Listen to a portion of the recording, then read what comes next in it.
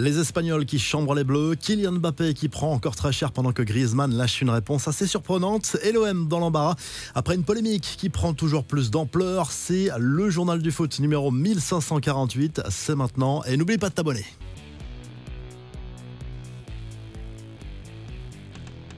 C'est fini pour les Bleus à l'Euro, défaite de buts 1 contre l'Espagne avec forcément quelques regrets à la clé, notamment ce gros trou d'air entre la 21e et la 25e minute où l'équipe de France a encaissé ses deux buts de Yamal et Olmo. Au coup de sifflet final, Antoine Griezmann est apparu un peu frustré, désabusé par son Euro traversé à plusieurs postes et fini sur le banc. On sent qu'il en veut à Deschamps de ce côté-là. Interrogé sur une possible retraite internationale, le joueur de l'Atlético s'est agacé du timing de la question déjà avant de répondre finalement que lui avait envie de continuer au moins jusqu'à la prochaine Coupe du Monde en 2026.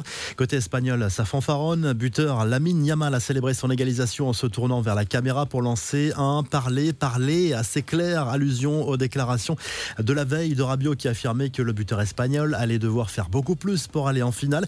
Il faut dire que les médias espagnols avaient bien fait monter la sauce autour d'une déclaration finalement assez sobre au départ. Interrogé sur sa célébration, l'attaquant du Barça n'a pas caché ses motivations. C'était pour la personne qui sait que c'est pour elle à lâcher Yamal. De l'autre côté des Pyrénées, les médias savourent cette victoire en pointant notamment du doigt la performance décevante de Kylian Mbappé et sa chambre. Mbappé sans masque pour mieux voir le but de Lamine Yamal. S'amuse par exemple le Mundo Deportivo. Mbappé se plante encore à l'Euro, estime de son côté le journal Marca. Les infos du mercato au PSG, la piste Lenny Yoro prend du plomb dans l'aile. Le défenseur de 18 ans qui joue au LOSC préfère visiblement rejoindre le Real Madrid selon RMC Sport et s'éloigne donc de Paris malgré des échanges convaincants avec la direction sportive. En revanche, les discussions avec le défenseur Dean Huijsen et la Juve avancent très bien pour un transfert entre 20 et 30 millions d'euros. L'international des sports espagnol est courtisé par de nombreux clubs européens après un prêt réussi de 6 mois à la AS Roma. Enfin, l'opération boycott continue à Marseille contre le transfert potentiel de Mason Greenwood après le hashtag lancé par les supporters. Benoît Payan, le maire de Marseille, a exprimé un avis très ferme sur le sujet et a prévu d'intervenir auprès de Pablo Longoria.